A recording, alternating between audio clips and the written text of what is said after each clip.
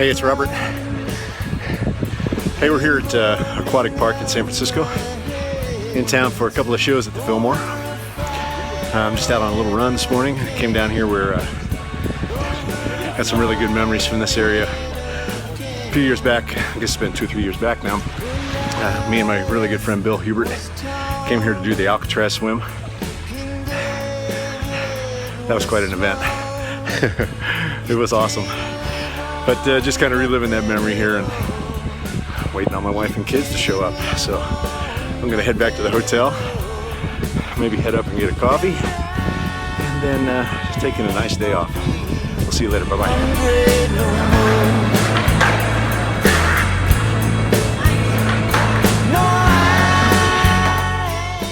Hey, it's Robert. Hey, we're here at the Fillmore for the first of 2 nights with Mudcrutch. Really excited to be back here. It's been quite a while since I've been in the Fillmore. Some really great memories here. Obviously, you know, if you're not aware of it, you know, when we were here in the late 90s with Petty, I think over the course of 2 little runs, I shouldn't say little runs, I think we did 38 nights, something like that here. 22 the first time and 12 or 16 the second time. I can't remember all runs together at this point, but pretty cool stuff. So, you know, we're here for a couple of nights. It's nice to be back, and I'm looking really forward to this. It's going to be a lot of fun.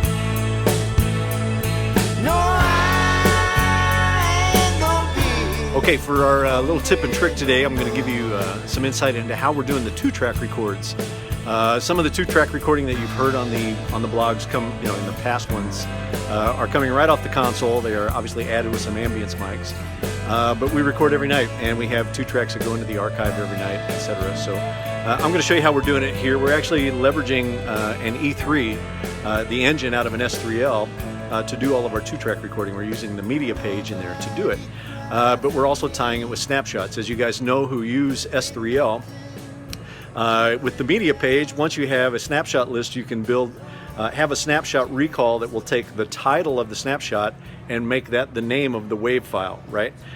So that's what we're doing here. We're taking great advantage of that. I'm going to turn the camera around and I'll kind of narrate through how we're doing it here, because we've kind of got the 2 systems interconnected via MIDI and taking advantage of that by using the snapshot recall. All right, so stand by and I'll turn it around here.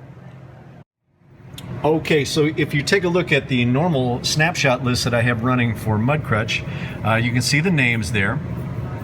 And as we kind of scroll down, you can see that I have it all in a list. And you know, the cool thing about the way I'm doing it here is that obviously with our normal snapshots, we can change the order of them at any time, etc. But if we were to just build a duplicate list in S3 and have it go 1 for 1, we would have to duplicate that list and duplicate the order in the S6L, and we've kind of got it set up where we don't really have to do that, and the way we do it is using MIDI.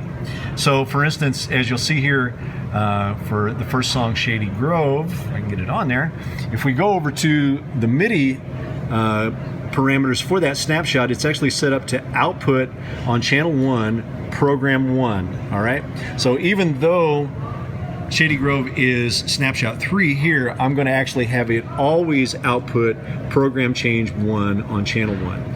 Now if we go over to the S6L and we take a look there, notice that Shady Grove is sitting in position 2, and the thing to remember here, this always trips up a lot of guys, but remember this, because there's no 0 in the S6L, it's all your numbers are going to be offset by 1. So if I output program change 1 in S6L, it's going to show up as program change 2 in the receiving device, right? Because 0 is actually the actual 1. I know it's confusing. For you guys that are familiar with MIDI, you know this thing all too well. So, but that said, if we go to the snapshots list, notice that Shady Grove is always going to be that snapshot. Orphan of the Storm, let me come down one. Well, I don't even need to do this. Orphan of the Storm is always going to be 3, which is actually relating to program change 2 and right on down the line. So we're keeping these program changes numbers as static. This list will never change. We can just keep adding to it as we need to add to it, and always know that there is a hard MIDI number associated with that name. If we go over here back to S6L and I actually rearrange this set list in any way, I don't have to do anything different in the S3L. It just recalls it and off we go. So every time I recall a snapshot here, we go back over to S3L again for the song Trailer, for instance.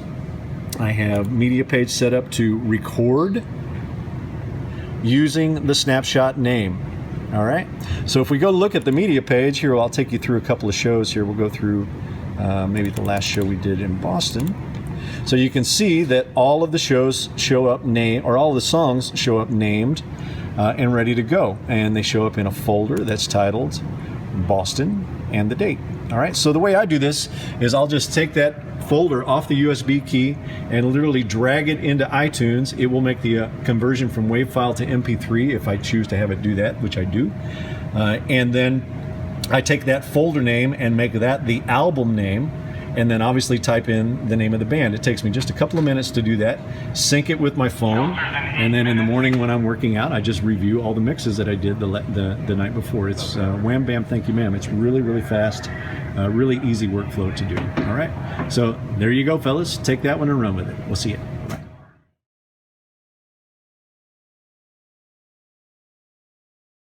All right, we're about an hour away from Shelters on night 2 at the Fillmore here with Mudcrutch. Given that I'm probably going to do this as a composite blog, I figured I'd just take a few minutes and show you maybe one more tip and trick. This one involves using user-defined layers to do your sound check groups as well. I'm going to make those very quickly here. As you'll see, I'm actually going to take advantage of the groups that I created the other day with the actual subgroup spills to quickly create user-defined layers as a result of that. Okay, so let me get the camera turned around and I'll show you how I do that. Okay guys, what I'm going to show you here is actually a little bit of a derivative of the spill workflow that I showed you the other day to do line checks. If you'll recall, I had actually taken advantage of some subgroup overflow buses and created line check spills. As you can see here, I had labeled these subgroups Greg, Gary, Mark, and I would basically make memberships for those groups that were all of the inputs that each one of these guys would check at line check. And then the idea was I would just spill those groups out on the console so that I wouldn't have to go searching around or pecking around in the layouts to find the inputs that they are going to line check. Well, this is a little derivative of that where you can, if you didn't have the subgroups, you could certainly do it this way too. But I'm going to take advantage of those subgroup spills to actually create some user-defined layouts that are those spills. That way I don't necessarily have to use spill. Okay, so what I'm going to do first is I'm actually going to spill one of the groups.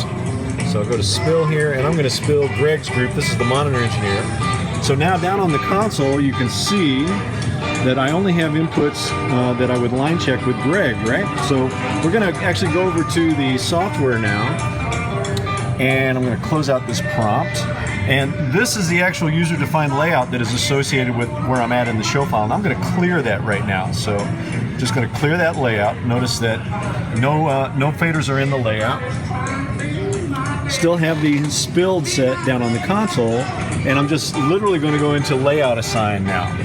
And we are going to create a user-defined layout that is Greg's line check spill. All right. So I'm in layout assign. So the way we do layout assignment is with the attention key.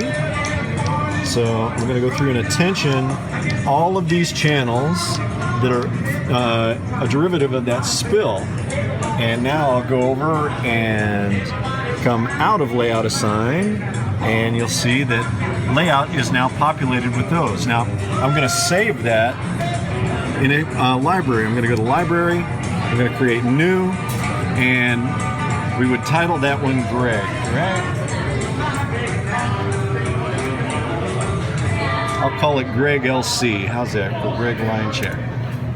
All right, so then if I ever want to get out of that, I would just go OK. I could go at any point if I want to recall that for line check. Let me get out of it here. I'll go back to my normal layout here. I would just open that folder and just highlight Greg LC, and that would come to the console allowing me to line check it.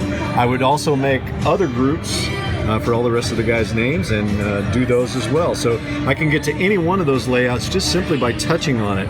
I'll just touch on a few here and then I'll move you over here and show you the layout. So the console is definitely actually populating with different layouts right now depending on which one of those I touch. So I could very easily navigate through all the line check guys just by accessing the presets folder, and you can have up to 999 different layouts there. At any point you could store any one of those layouts in a snapshot and have the snapshot recall it, etc., which I'll discuss in a future kind of tip and trick. I take great advantage of having the right inputs come to the top of the console for the given snapshot that I've recalled in the set. So I'll show you how I'm managing that, as well as learning how to update it and propagate those things throughout other snapshots. All right, that's it for today's tip and trick. Again, just kind of trying to take advantage of multiple things on the console and using all these incredible features that we have in S6L. All right, see you guys later. Bye-bye.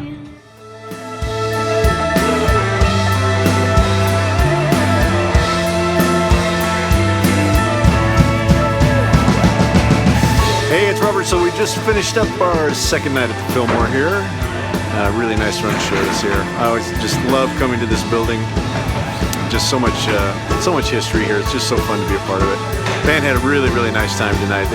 Tom sang really great tonight. The band played really nice tonight. So just a fun show to mix. Really engaged crowd too. It was really nice. So I hope you enjoyed the tips and tricks from the Fillmore here. I hope you keep up with us. We got a few more shows to go. I think we're only about 4 or 5 more shows to go, and we'll be wrapping up this baby. So we'll see you guys soon.